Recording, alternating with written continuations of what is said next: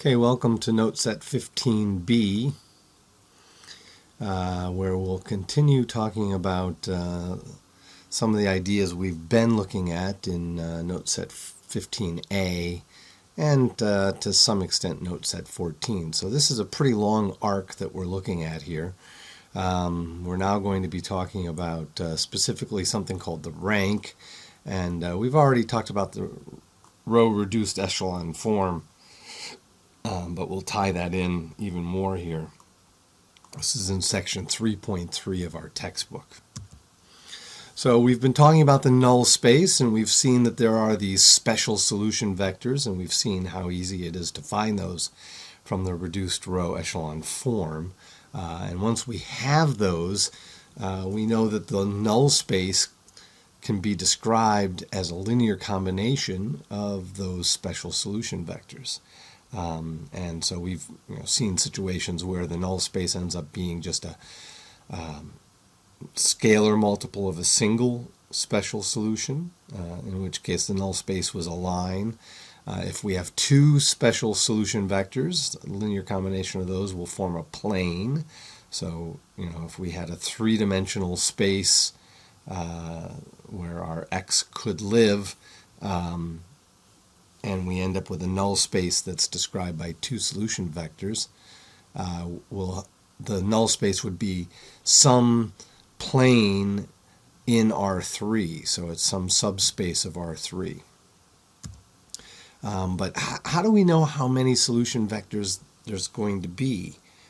Well, we've already talked about how there's one for every free variable.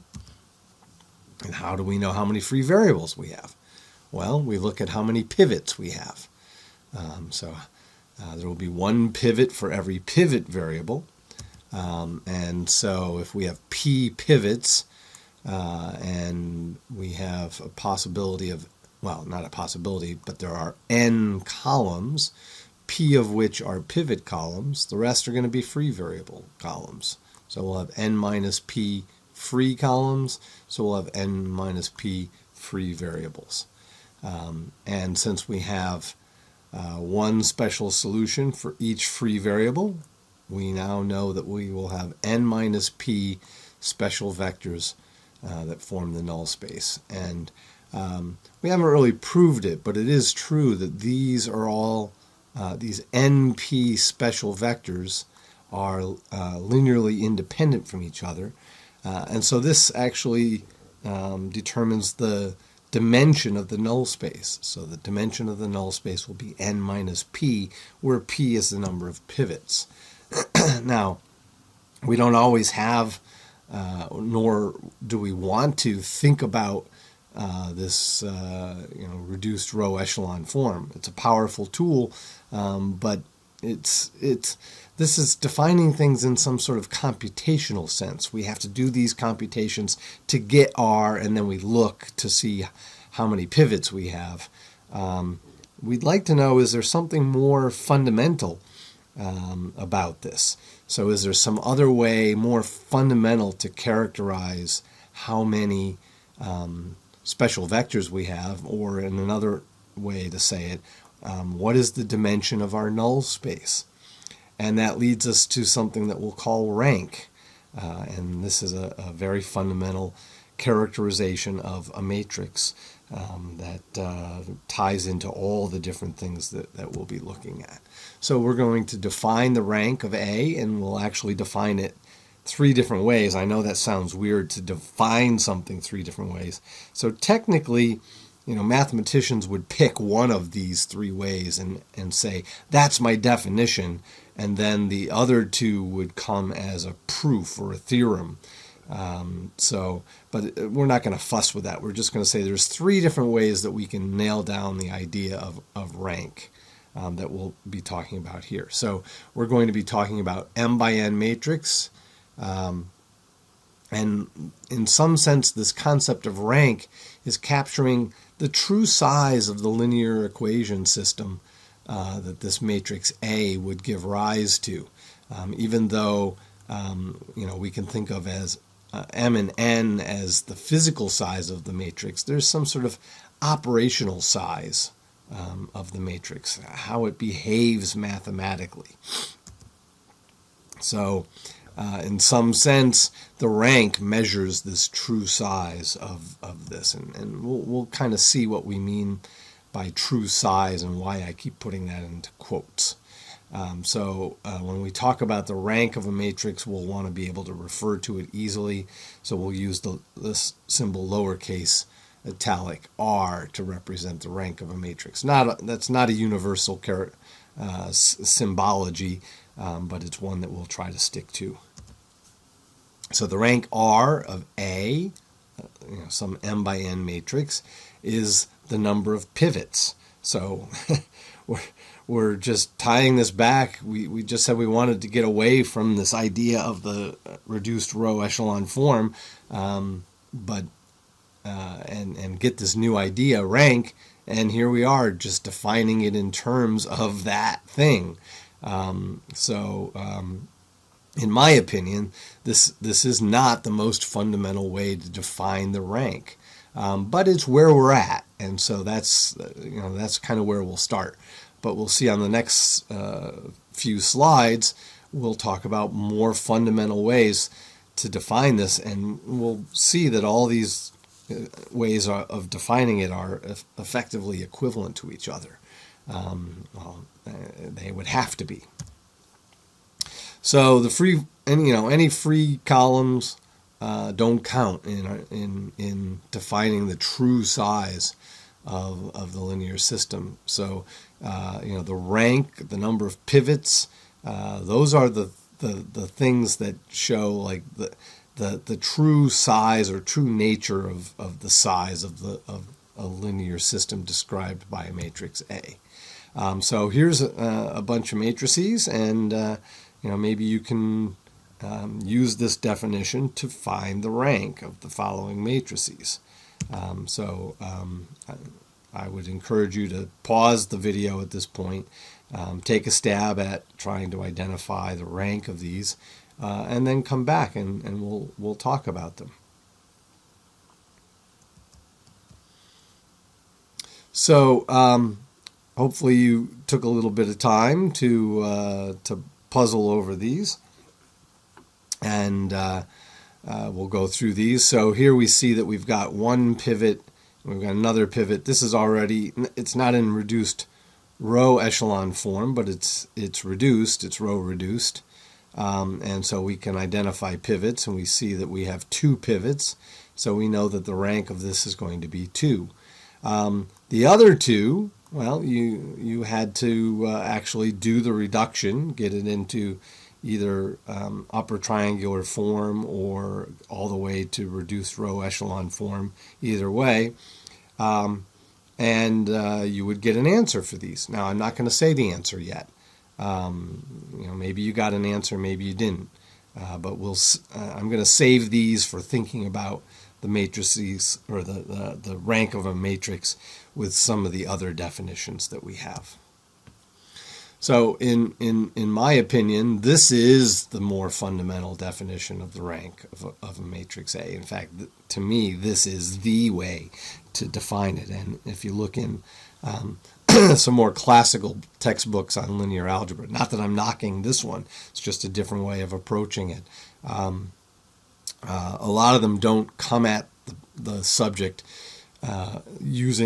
relying quite so heavily on all this reduced row echelon and upper triangular stuff. So when I learned it, we didn't come at it this way. It was much more of a theoretical course and less of a, here's how to solve the systems of equations course. So that may influence why I think this is the more fundamental definition, but I could argue strongly that this is really the essence of it. So we define something called the column rank of A. So we look at the columns of A, and we try to find out how many of them are linearly independent. So you just kind of start looking. Well, okay, you pick one. obviously you always have to have one that's linearly independent. If you've only got one, it's by nature linearly independent, since there are no other ones. Now you kind of scan through the rest of the columns and check. Can you find another one that's linearly dependent from that? Okay, good. Now can you find another one? And so you basically determine the largest number of linearly independent columns. You'll either go all the way through and find that they're all linearly independent, or you'll start finding some that are dependent on the ones that you've already picked. And it doesn't matter what order you try to find them, you'll always end up with the same largest number. Now, you may be saying, why is this so more fundamental? It seems like it's hard to find. The other definition, all I got to do is reduce it, get it into upper triangular form, find the pivots, and bam, I've got the rank.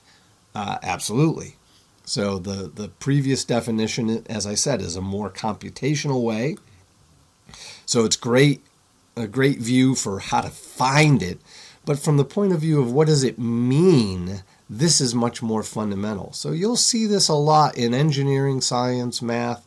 There are often ways to think about the problem that are more for doing, and then other ways to think about the problem that are more for thinking. And to be a good engineer, scientist, mathematician, whatever it is you want to be when you grow up, the best ones often know both of those ways and don't rely on one or the other, and often think about them all at the same time. And there may be more than two.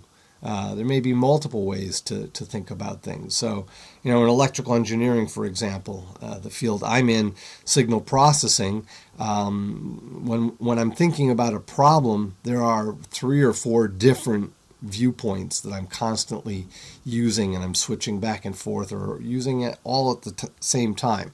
So that's what makes you able to think about things and really make some headway on a problem. So we've got the column rank. We look at the columns, find out the largest number that are linearly independent. Okay, row rank of A. Look at the rows of A. Find the largest number of the rows that are linearly independent. Okay, so now we've got these 2 new concepts. We've got the column rank and we've got the row rank. Now, we're talking about just the rank. There's no column, there's no row adjective in front of that word rank, just the rank. And here's an amazing fact. And if we were in a theoretical linear algebra course, we would prove this. But we're not going to do that here. But it can be shown that the column rank, as we just defined it, is equal to the row rank, as we just defined it. So that's amazing. So in many cases, when you have an A, it's actually easier to kind of look at it, at least for the simple matrices, and determine how many linearly independent columns there are. Might be easier to look at than how many linearly independent rows there are for a given A. But for some other A, it might be easier to do it the other way. Look at how many rows are linearly independent. But again, if you really want to do this, our first definition is the way to actually do this.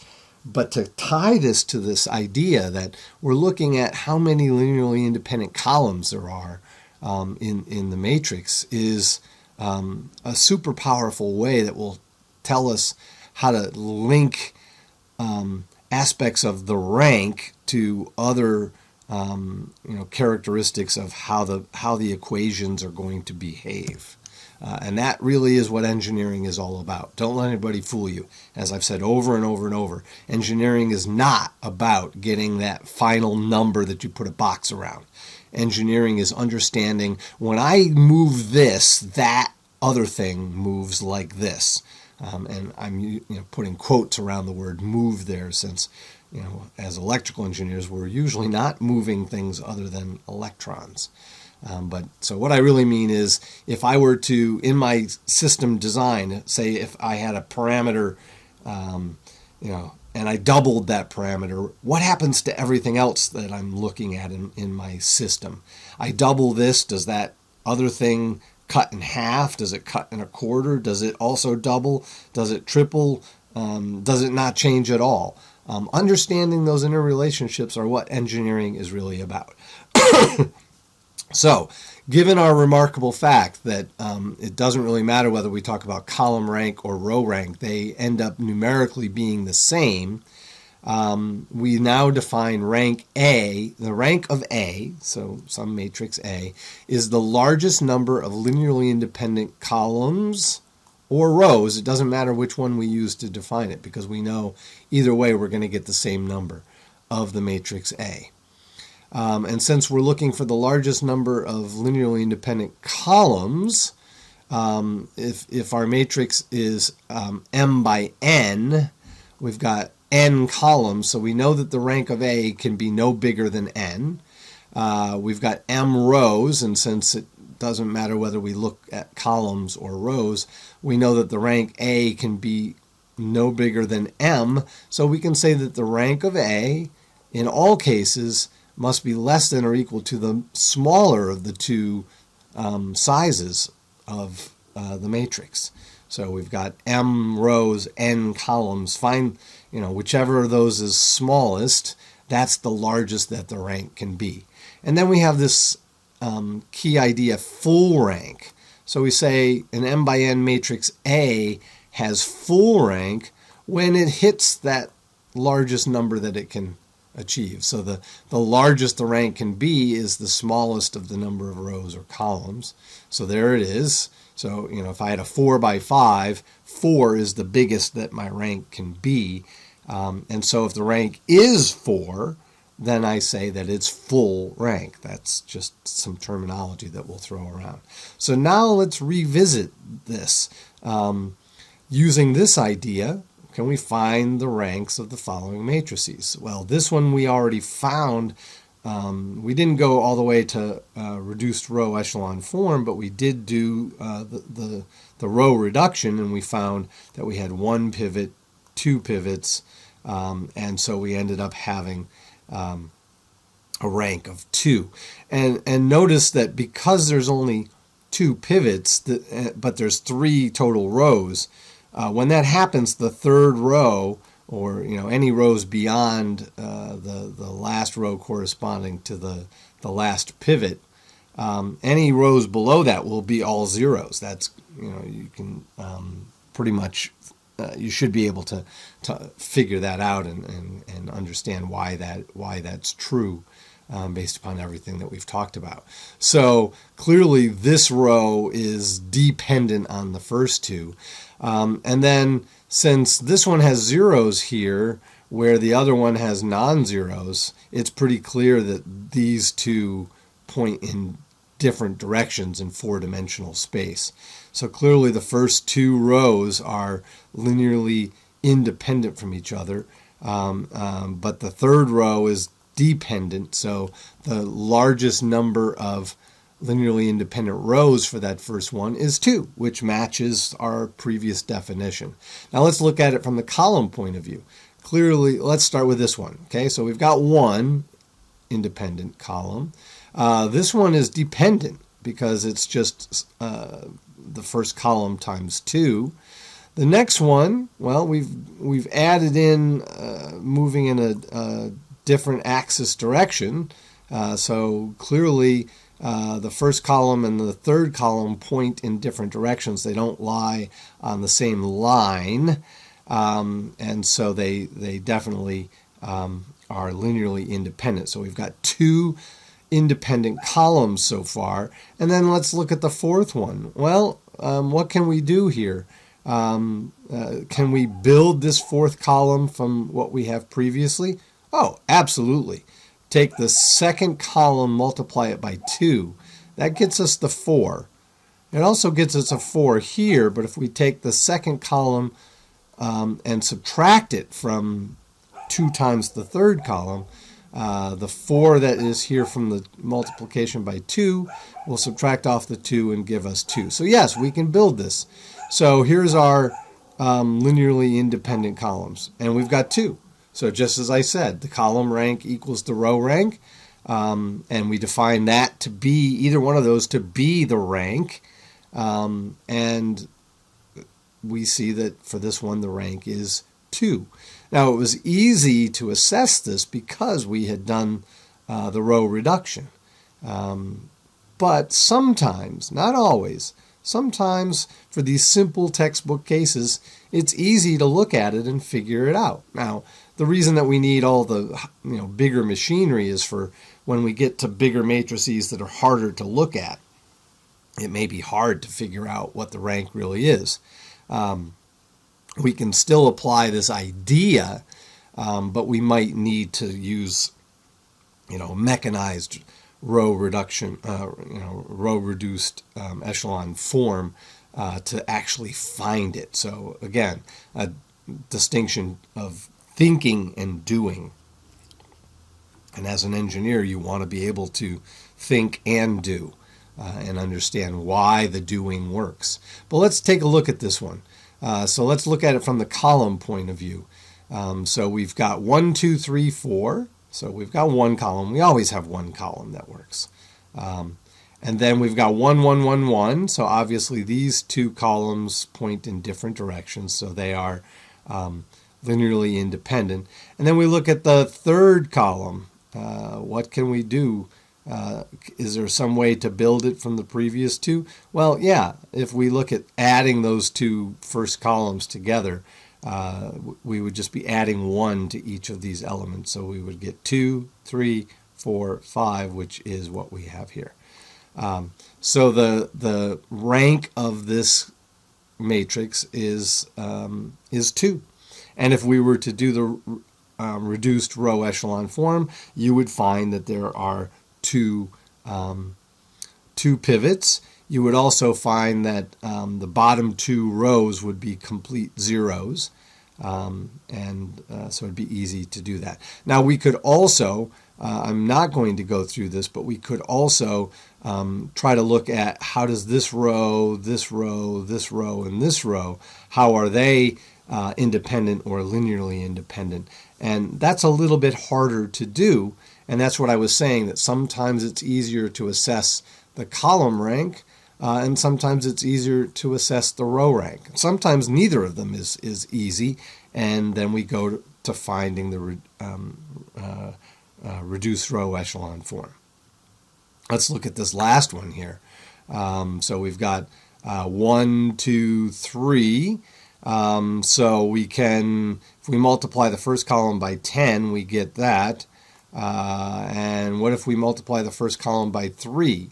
So we would get 1 times 3, 2 times 3, 3 times 3. So look at this. Those two columns are just scalar multiples of the first one. So what's the rank? Rank is 1. So this is a rank 1 matrix. That's the lowest rank that you can get. Well, I suppose if you had a matrix that was all zeros, that would be a rank 0 matrix. But that's not terribly interesting. So other than the all zeros matrix, the rank of a matrix cannot be lower than 1. Okay, now we have yet another view. And this is really just a subtle reworking of what we just saw. So it really is just kind of an impact or a ramification of that more fundamental view. But it's an interesting point that needs to be made. So we've talked about the column space of A. So that's the space spanned by the columns of A. And we have not yet talked about the row space of A, but it's the same idea. So the row space of A is the space spanned by the rows of A.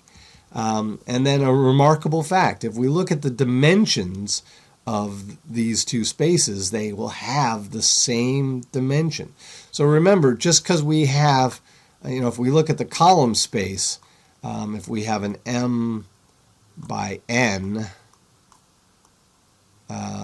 so we've got M rows, N columns. So we're going to have N columns, but each one of them is an M by 1 vector. So the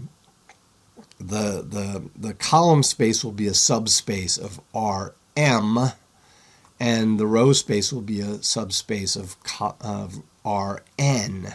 And so it'll almost, not always, but it will often be a strict subspace of those. But regardless, the fact that these are subspaces embedded in two differently sized spaces, Rm and Rn, the sizes of those two subspaces, the column space and the row space, are equal to each other. And that just is the same as saying the number of linearly independent columns is equal to the number of linearly independent rows. Because we said, remember, the dimension of a space is the smallest number of vectors that we need to span that space. And so that really is, if we're looking at the columns, to span the space, we just need the ones that are linearly independent to span it. So that's why we end up with that. So we can say that the rank of a matrix, A, is just either, and these are equal to each other, we can either say, well, it's the dimension of the column space, and it is also the dimension of the row space. So let's take a look at this example here. Here's a matrix. Now I wrote it out already in reduced row echelon form, so it's easy to see it. So here's a matrix. What is the rank of this? Well, we can do this several different ways. So we've got three different. We've got three pivots, and we can also look at this from the point of view of this last column here can be written as a linear combination of the first three columns. That's pretty clear. Notice that we got all zeros going on down here, so it doesn't matter what we multiply the first three columns by. When they add up, we'll get this. So all we got to do is try to hit these top three numbers. And so that's easy. Take the first column plus 2 times the second column plus the third column will give us that. So that's pretty easy. We can also see that the rows are linearly independent as well. Let's back up. Here we were saying that clearly these first three columns are linearly independent because of the easy structure of the ones and zeros. The fourth column was linearly dependent on the first three. So we saw that we had 3 linearly independent columns. We can do the same thing looking at the rows. So we can. There's no way to create this one from the other two because the other two have zeros there. And likewise, you can argue for the other one. So it's pretty easy to see that all 3 rows are linearly independent. We end up with 2 all zeros rows down below, so those are clearly dependent on the top 3. So we've got 3 rows. We can also see that we've got 3 pivots. So either way, any of these 3 ways, we can verify that the rank of this matrix is 3. And we can also assert that this is not full rank because our matrix is a 5 by 4. So the minimum of 5 and 4 is 4, but our rank is 3, so 3 is less than 4, so it's not full rank. So this is an interesting scenario. Okay, so just reiterating and reconnecting this idea of rank in row reduced form or row reduced echelon form. We've already seen that if we have a matrix A with rank R, then its row reduced echelon form will have only R non-zero rows, and those R non-zero rows will show up at the top. So the bottom rows will be 0, and there will be M minus R of those 0 rows at the bottom. So here's a case. We've got rank of 2, so we've got 2 non-zeros up at the top. We've got 1 non-zero row or 1 0 row at the bottom. So if we look again at this scenario here, we can see that 1 and 2, columns 1 and 2 are linearly independent. The third column is just a multiple of 1, and the fourth column can be written as 3 times column 1 plus column 2. So we only need columns 1 and 2 to span our column space. So this is what we kind of mean by the true size of the matrix. This matrix has the potential, since our column space is in R3, it has the potential to span the entire three-dimensional space, but it falls short of that. There's only 2 columns that are linearly independent, so it can only span a subspace within a strict subspace within R3. So it can only span some plane in R3. So in some sense, A fails to live up to its potential size. So its biggest column size would be 3. Likewise, if we look at the row space, even though it's in R4, because there's the rows have 4 elements, there's only 3 of them. So at best, we could get a 3-dimensional subspace in R4. But again, A does not live up to its potential because only 2 of those 4-dimensional vectors are linearly independent. So even though we're in R4, we could get a full space of R3, but we don't. We get a restricted dimension for the row space of 2. And let's see how this all connects to our pivot columns. And what we're aiming for here is a more systematic way of coming up with our special solutions for the null space. So we're going to tie all this back to null space. And this concept of rank will tell us something about the null space. So let's say we've got an m by n matrix A. We've already determined that it has rank R, which we know can be no bigger than the minimum of m or n. Suppose we have some matrix R that is the reduced row reduced echelon form. I keep switching around with the RR at the beginning. Sometimes I say reduced row echelon form or row reduced echelon form.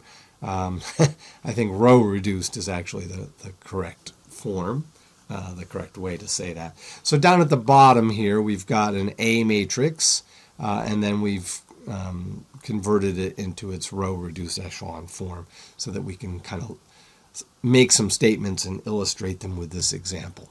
So we've got R pivot columns because we've been told that the rank of the matrix is R.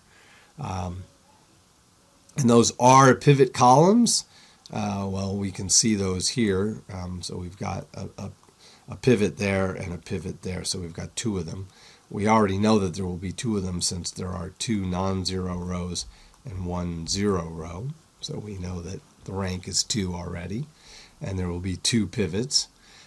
So because we're in row reduced echelon form, we'll have these columns will effectively be like columns of the identity matrix. So there will be just a single one in the pivot position, and then there will be zeros above and below as appropriate.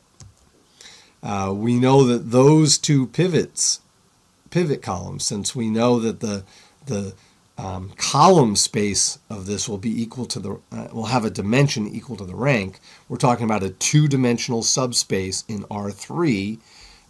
So how many vectors do we need to span a 2-dimensional subspace? 2. And in fact, it is these 2 columns that span that. So we can see what that space looks like. So it's the space of, in this case, it's very simple. It's the column space is just the space spanned by these 2 vectors right here. So that's pretty straightforward. We can define the pivot variables once we know where the pivot columns are. We'll know that, well, we've got x1, x2, x3, x4, x5. Since n is equal to 5 here, we'll have 5 variables. But we can see that x1 and x3 are the pivot variables. And if we take these columns together, even though they're kind of interwoven here between the other columns, if we take them and we only take the part that, we leave off the 0 row at the bottom, and if there's multiple 0 rows at the bottom, we leave all those off. We take everything else in the pivot columns and put them together, kind of extract them out. We'll get an identity matrix that will be in R by R. So in this case, R is 2, so we'll have a 2 by 2 identity matrix. Now, the remaining columns are the free columns. So since there's n total columns, and we've already found out that there are R, where R is the rank, there are R pivot columns, we take n minus R, that's how many columns that will be left. Those are the free columns. And we already know that those are linearly dependent on the pivot columns, just by the way we've set all this up. That's kind of where we've been heading here. And since they are linearly dependent on the pivot columns, they do nothing to help us span the column space. So it's the pivot columns that do the spanning. The free columns, they're redundant. We don't really need them to span the column space. And their position defines what are the free variables. So we said that the pivot variables were x1 and x3. The free variables will be x2, x4, and x5. And so that leads us to the special solutions that we have.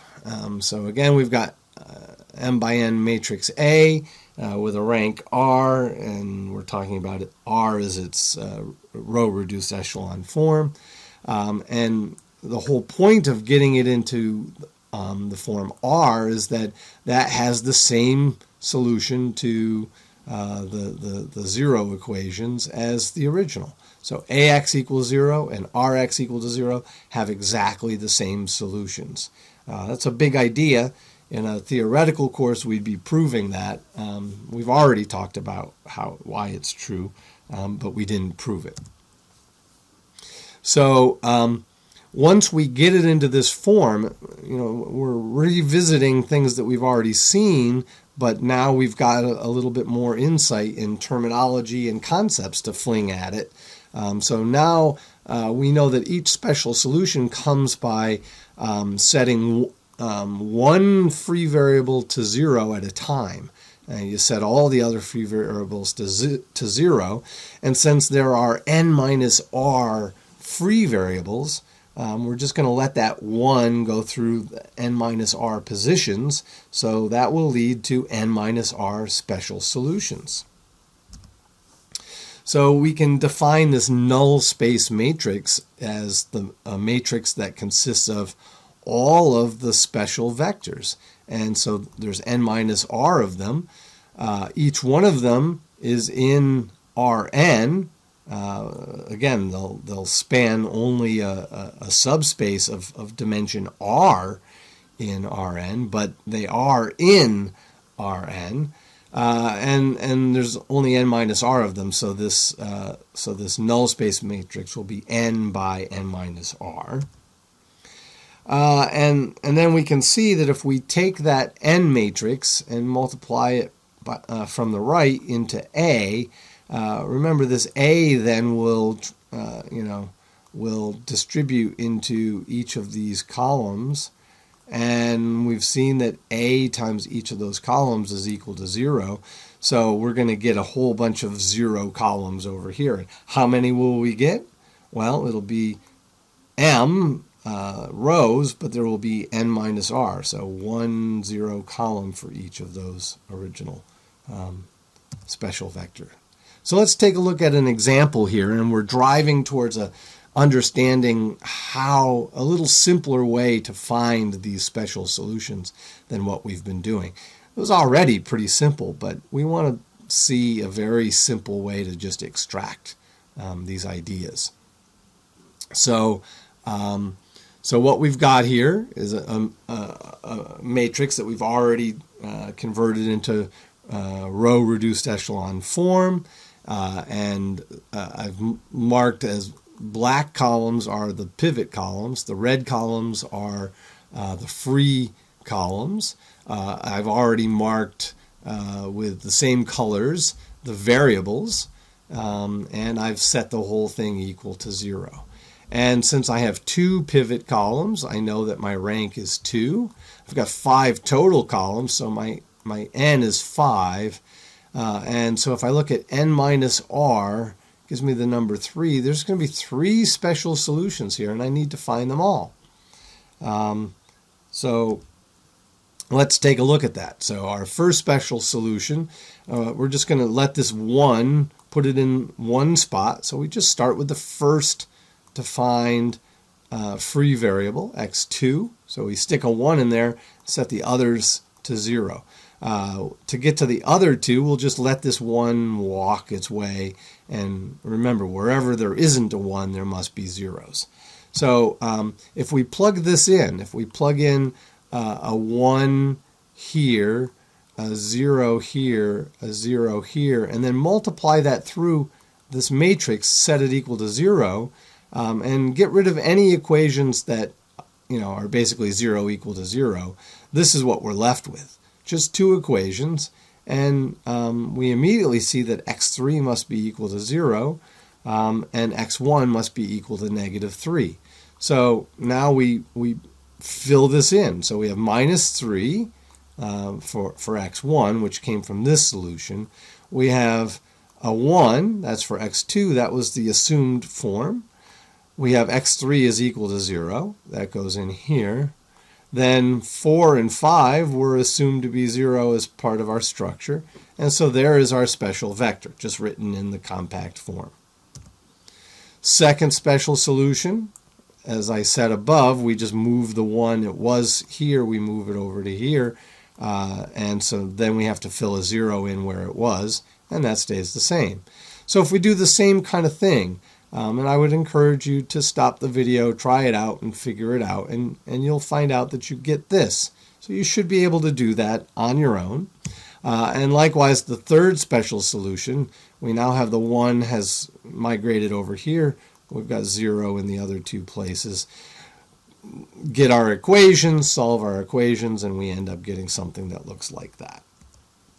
And so then if we put those special solutions as the columns of our null space matrix n, this is what we get. So we have our negative 3, 1, 0, 0, 0 goes down here. Negative 2, blah, blah, blah, blah goes down here. Our 1, 0, 3, 0, 1 goes down here. And we're good. So that is our null space matrix for this. It's n by n minus r. N is 5. R is 2. So we end up with a 5 by 3. And if we were to take this matrix and multiply r from the left, or even the a that gave rise to this r, we would get 3 columns of all zeros as a result of that. Now, that was actually pretty easy and pretty straightforward, but we're going to see how it's even easier than that. We don't have to actually solve any equations at all. Once we get things in the reduced row echelon form, or row reduced echelon form, then we can just write it out by inspection. So this we'll do this in 2 steps. The first, we'll assume that we've got a rank r, and that the first r columns of our reduced row echelon form are the pivot columns. And then later we'll see an example where the pivot columns are not the first r columns of capital R, but are spread or interweaved throughout. So if that's the case, remember that our pivot columns end up having 1s on the pivots and 0s above and below. And so that gives rise to this identity matrix. So that's going to be an R by R. So this identity matrix here is R by R. So if we want to solve this, Rx equal to 0, and that's what we do want to solve. We want to find the special solutions where the free variables are constrained to have only zeros or ones and only one in one position at a time. How do we find this? Well, it's pretty easy to verify that if we structure our N matrix, our null space matrix, this way and multiply it times our R matrix that has this structure, you can verify that this will end up nulling out and becoming 0. And you can see that happening. We're going to have the minus f times the identity plus the identity times the f, and those will cancel each other out and we'll get 0. Now we can do a similar thing when we don't have this condition, this assumption. It's just a little harder to notate it. So we're going to notate it this way, and then just say, okay, when that doesn't quite happen, we have to, worry about this interweaving or interleaving, but it can be done, and we won't worry about it. We won't write it out because it gets messy when you try to write it out in the general form with notation. So if we also look at this, same structure for this, we can show that if we just take the top part of that times x pivot at the top, x free at the bottom, once solved, once we put in the correct values for x pivot and x free, will give us 0. And what we can then do is solve for x pivot in terms of x free. And so this is kind of why we see that we call these things x free. This is the constraint that the x pivots have to have. We're free to pick these things however we want, and for every set of values we plug in there will be some constrained solution for x pivot. All right, let's take a look at an example here. Here's our A matrix. We've seen this one before. Rank is 2. It's a 3 by 4. We do the reduced row echelon form, and we get this.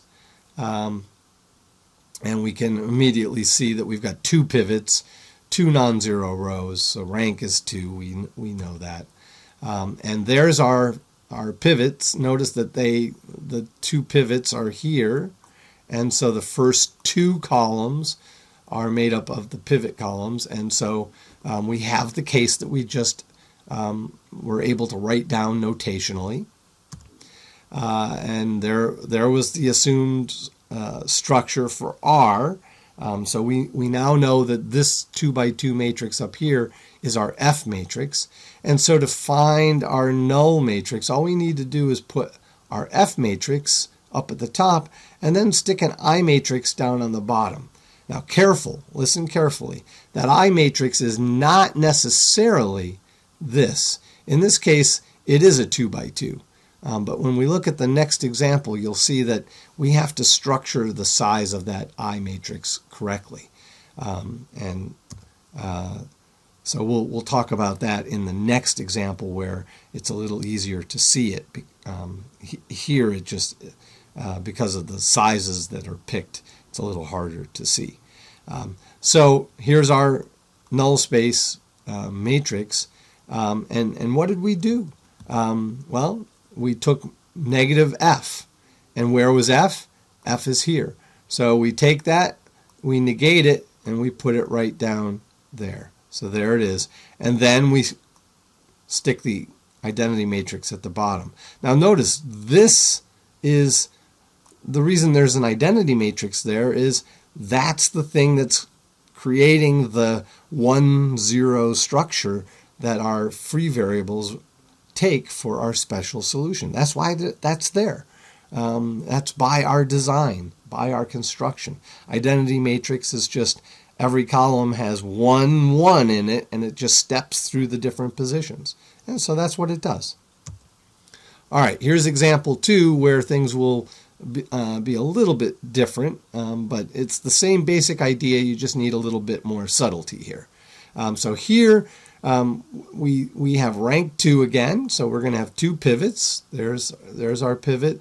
There's a pivot. we've got 2 non-zero rows, 1 0 row.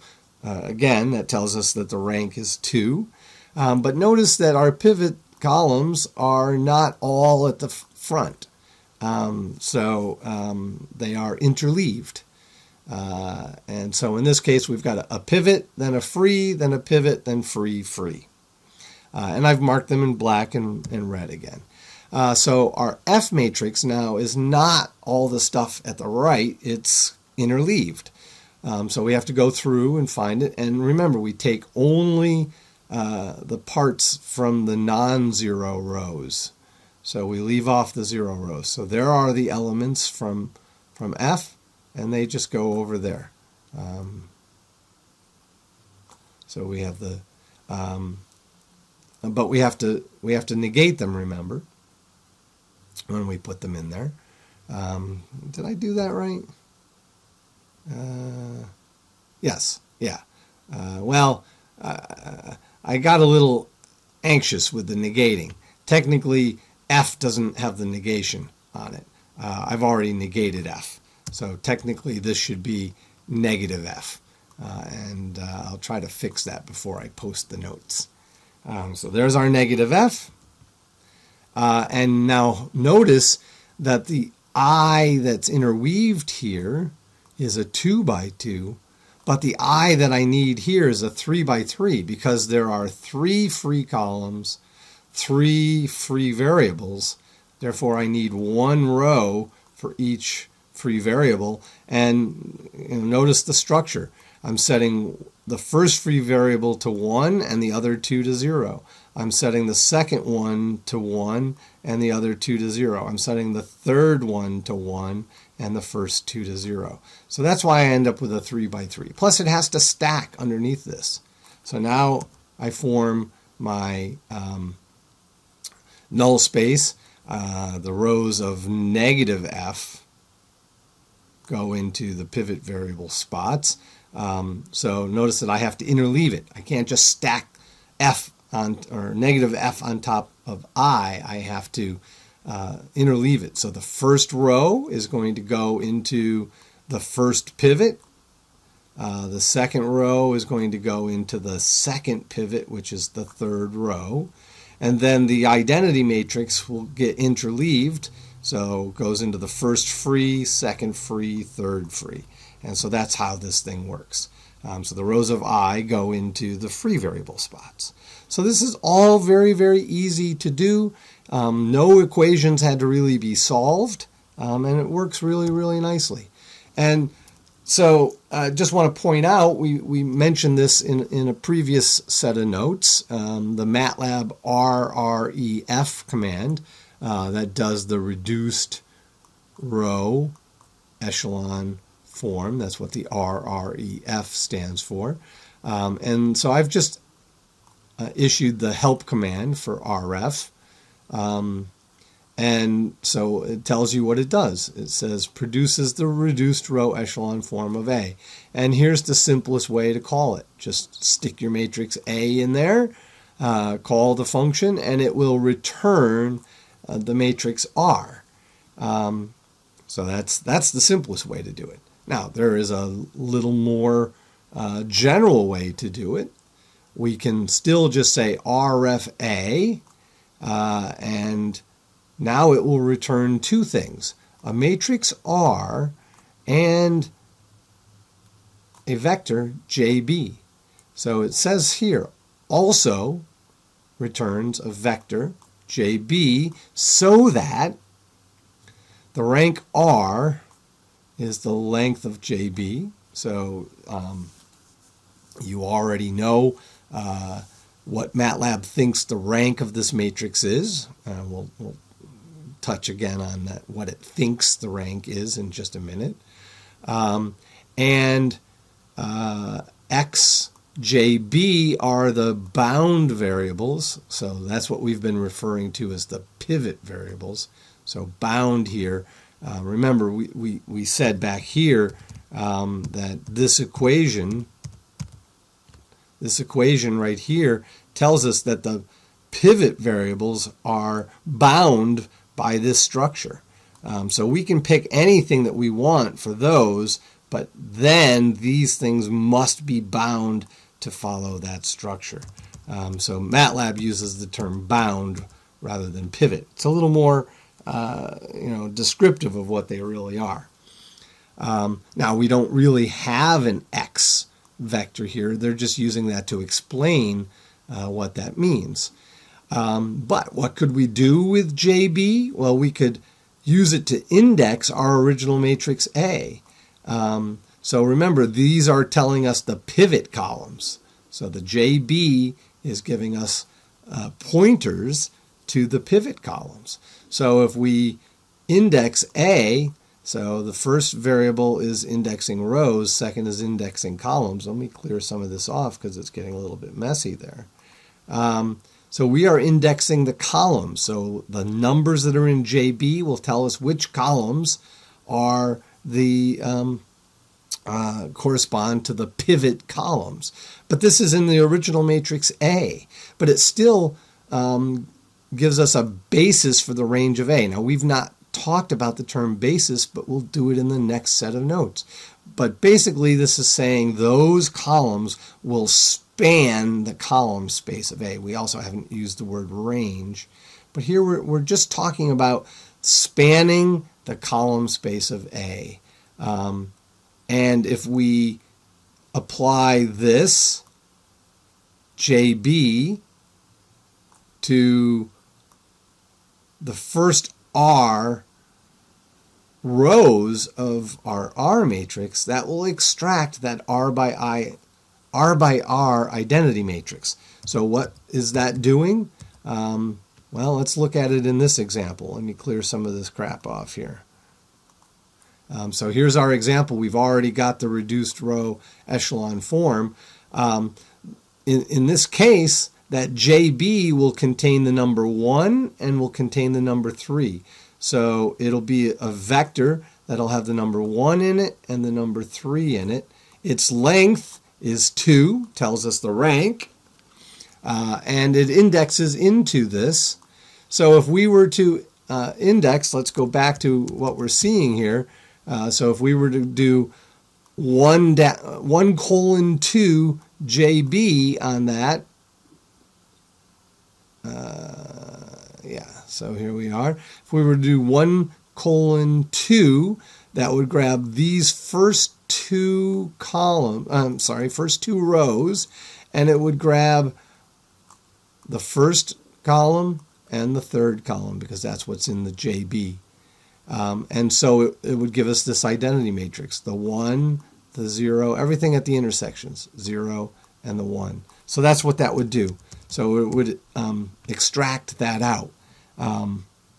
And that would also span the range of A, or the column space of A. Okay, so the last way it tells you to that you can use this is sometimes you might want to put a tolerance in here because this numerical assessment of the rank is tricky, numerically tricky.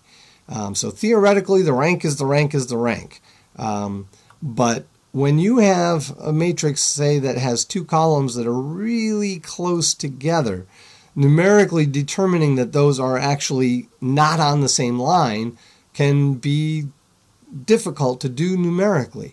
And so this gives you the option that you can put in a tolerance to how close you're going to allow this columns to be and still count them as separate from each other. So we'll see an example of using that in just a bit. And there is a default value if you look into the help on this a little bit more. Then it'll give you some guidance on how to do that. And then the help is just telling us here that the rank that this algorithm generates may be different than the value that is found from using a command called rank or a couple other commands that we've not yet talked about. So let me clear this ink off here. But we should talk about the command rank. So MATLAB has a command rank. So the easiest way to call it is just rank A, and it provides an estimate. So again, this is this numerical thing. You give me a matrix A and it has a rank, but can I numerically figure out what that is? For nice matrices where the columns are not close to pointing in the same direction, easy to estimate what the rank of that is. But when you get matrices that are close to being, have columns that are close to being dependent, then things get very dicey numerically. And that's where this idea that it is really just an estimate. So it's an estimate of the number of linearly independent rows or columns of a matrix A. Hey, isn't that the definition that I said is the most fundamental? Well, look at that. MATLAB is using that definition. It is really the fundamental idea of rank. That's where the idea comes from. Finding it, counting number of pivots, secondary issue. So make sure you keep that clear in your mind. And then this also can be called with a tolerance, and it mentions something about it's the number of singular values of A that are larger than the number that you put in. So singular values, what are we talking about? Well, we'll talk about that later in the course. It is a workhorse tool for doing numerical linear algebra. And then it says here what the default tolerance is, and it uses a concept of the norm of a matrix. Well, we've talked about the norm of a vector. What is the norm of a matrix? Well, we've not seen that yet either, but we will get to those things. And so this slide here just shows again this M file. Again, remember I said that I changed the name of it. For some reason it had a single L in it, and I don't know, that bothered me. So I changed the name of the function or the name of the file, but I didn't put that here since that would then not get you to the right place on the internet. And I changed the name in the function call. So we'll be talking later about what this means. But for now, you can just say, well, we've got some matrix A. So you can think of these as a series of commands that you type at the command line if you want. And so you could start off with A equals, and then do whatever it is that you need to do to define your A. And then you can plug in, type these things in to the command line. And we talked about this already, but look, it uses this rref command. And it is using a specified tolerance that's related to EPS. So remember, EPS was related to kind of the smallest number that MATLAB can represent. Remember, square root of small numbers makes them actually bigger, right? So square root of 0.01 is 0.1. So it extracts or converts A into reduced row echelon form, and that JB it uses a more meaningful variable name. It calls it pivcol. So that's an index into the pivot columns. It checks the size of A because it's going to use these numbers, M and N, to do different things. It finds the length of pivot column and sets that to R. That's the rank, right? The number of pivots is equal to the rank. And then so it's got pointers into the pivot columns already. It would like to have pointers into the free columns. So the first step at getting that is it just says, well, the free columns are going to be indexed 1 through n. Since this is M by n, there are n columns. So first let's point at all the columns, and then we're going to remove the ones that we don't want. So this is that trick of inserting an empty vector into positions in a vector. Well, what ones don't we want? Well, these are going to be the free column pointers. So we want to get rid of the pivot column pointers. So free column, which was just 1 through n, indexed by where the pivot columns are, nuke them with an empty vector. So now free column contains pointers into to precisely where those free columns live. Then we set up our N matrix, and we first pre-fill it with a bunch of zeros. And this is a good habit to get into. Pre-filling a matrix with a bunch of zeros actually helps MATLAB more efficiently do stuff. If you're just constantly, adding a column here, adding a column there, or putting a row on, tacking it on at the end, MATLAB runs a little slower that way. So this pre-allocation of a matrix that you're going to fill with stuff is a good thing to do. So we just create n equal to the size that we want, n by n minus r, and just fill it with a bunch of zeros. Now we're going to go and put in the positions where we need where we have the free columns, we're going to put in the identity structure. And we need an n minus r sized identity matrix there. So we stick that in there. And then in the positions where, for the pivot columns, we put in our extracted free column positions. So this right here is playing the role of that negative F matrix. And so that's really cool. And you can see here that this is the same example that we looked at before numerically in the previous set of notes. So you can try this by hand and verify that this really does what it says it's doing. And I would also encourage you to walk yourself through these steps in MATLAB to see precisely what all these indexing things are done. Looking at how this kind of code works will teach you how to write your own code like this. All right, so here's an exercise. So you should pause the video, give it a shot, and then start the video back up and come back and I'll tell you how to do it. All right, so hopefully you paused the video and you're not cheating. And so you gave it a shot. So here's a matrix. I didn't tell you, but hopefully you should know we don't fill in the zeros here. It's just kind of tedious to fill all the zeros. So there'd really be a 0 there, a 0 there, a 0 there, and 3 more down here. So this is a banded or tri-diagonal matrix. So let's take a look at this.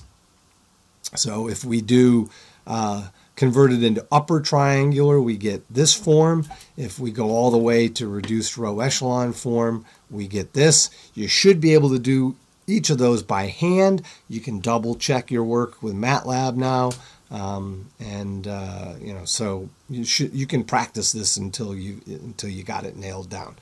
Once you have your R, we notice that this is a non-interweaved case. So our F matrix is really a column vector just sitting right there. And we know that our rank is 3 because we've got 3 pivot columns. We know that n is 4 in this case. So we've got 4 minus n minus the rank. So 4 minus 3 gives us 1. So there's 1 free variable. Well, that's good because we only had 1 column in our F. So that matches. That's good. So we know that there's 1 special solution, and we're going to stack negative F. So it'll be this -1, -1, -1 negated. So we'll get the 3 1s, and then the I that we stick on the top or on the bottom here, that really is going to be n minus r by n minus r. So it's 1 by 1. So what's a 1 by 1 identity matrix look like? Just the number 1. And so there it is. It's sticking in there. And then you can check. Take this S vector as a column. Multiply AS, you should get 0. Multiply RS, you should get 0. You can do that by hand. You can check it with MATLAB. Either one. So that's the end of this set of notes, and I'll see you in the next video.